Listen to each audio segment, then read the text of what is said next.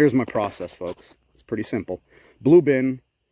Y'all may have seen me. I grew some potato seeds in these blue bins, and I just harvested them, and they look great. And I'm using the blue bin again. It's got holes drilled in it already.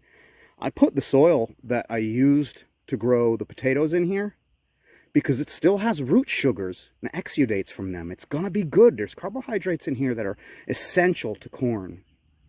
And then I just sprinkle the corn over the top of this. The only thing that's different about this process is, well, that's a lot of soil. I always pre-germinate my corn in deep soil.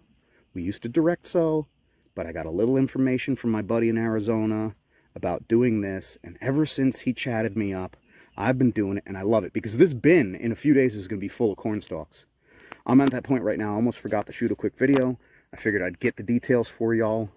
The left side is peaches and cream, the center is silver queen, and the right is Danny corn. That came from my buddy Walter Ambrose. Thank you, sir. Love you for what you do. He is the wood master. Anyway, I'm going to go ahead and I'm going to cover the stuff up with some of that soil that y'all have seen that I make. All right, sifted wood chip compost. There's no nutrients in this. It's basically just sifted wood chips and compost. I'll put about 1/2 to 3/4 of an inch of soil right on top of the seeds. Y'all see that I had some soil on there already. I had to stop myself. And in doing so, I'm going to get a little bit of coverage on those coated seeds. I don't usually use those, but we're using them this year. And I'm going to come back here and just put some water on it, okay? There's plenty of life existing in the soil already because we went from one grow to another grow. Does that make sense? It should. The potatoes were dropping root exudates into the soil. Root exudates consist of carbon, sugars, proteins, and things like that.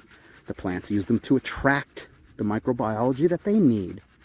And in this case, it's already fertile. So here we are. All it takes now is a little water and that thing over there. Not the tractor, not the cedar tree, the sun, it's back there. All right, so y'all give it a try if you want to. It makes it a whole lot easier because the earliest part of my season is full of wind, and often what happens is I plant my corn in the ground and then the wind blows them over. I have to pick them back up, and well, this gives me the ability to plant an adult plant into the ground, pack it in really tight, and then avoid all that nonsense.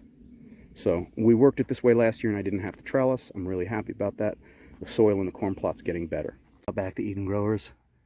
My corn is germinating. I'm going to get these corn up to about 18 to 24 inches, and then I'll pop them all out of here and plant them in the garden. At that point, they'll be strong enough to endure the winds here.